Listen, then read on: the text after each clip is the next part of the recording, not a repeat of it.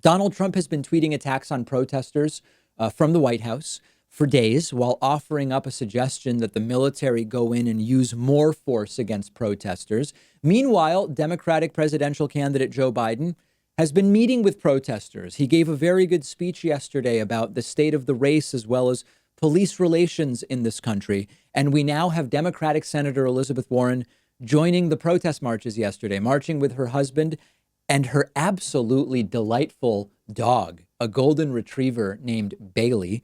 Here is Warren marching, of course, with a mask, asked by a protester, why is Donald Trump bringing in the military? Warren says because he's wrong. People are protesting peacefully. Check it out. It is a little bit difficult to understand all of the audio because people are wearing masks, but I think you're going to get the gist of it.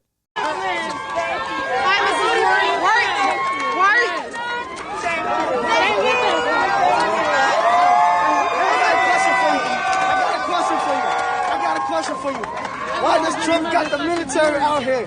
Why does he got? Because he's wrong. He's racist. He is imposing violence on our people. People are here to protest peacefully. Let me do it, y'all. Elizabeth Warren not being shy about what is going on. She tweeted on Monday, quote, "The president of the United States tear-gassed peaceful protesters in order to clear the way for a useless photo op outside the White House just after vowing to activate the military against our own people. Lives and democracy are in danger." I like this. Okay, she's a senator. She's not going to say everything you or I would necessarily say, but she's being strong and clear here. And how about Bailey the dog at the protests? It really just doesn't get better than a nice dog joining a movement for sanity and reason. So what's going on with Warren as VP? You all know last week I interviewed Congressman Ro Khanna, and he said he believes Warren is the best choice for VP.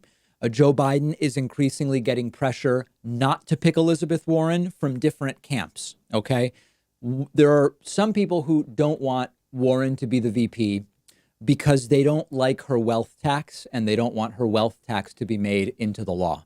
The reality is that Elizabeth Warren's wealth tax is very unlikely to be made into the law, even if Elizabeth Warren is vice president. Please understand that it's not even clear Joe Biden supports that.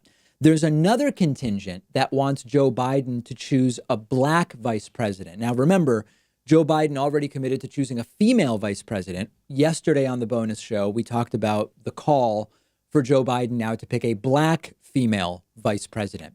I believe that the top choices in terms of who's likely to get it for a black female VP would be Kamala Harris and maybe Val Demings. Now, Kamala Harris is hugely problematic because of her actions as California Attorney General.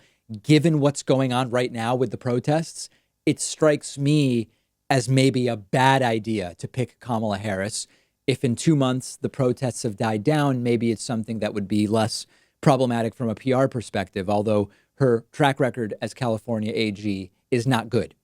Val Demings, on the other hand, would be an interesting choice. She's a congresswoman from Florida with is it Florida or Georgia? Now, I believe it's Florida, with a law enforcement background. And I think that that would be a very interesting pick. Now, there are people talking about Nina Turner or Stacey Abrams. I know not everybody in my audience knows who they are. I don't see it as even remotely likely that Joe Biden picks Nina Turner or Stacey Abrams. So let me know your thoughts. Who do you think Biden is most likely to select versus who would you like Joe Biden to select? Interested in hearing from you. You can let me know on Twitter @DPakman.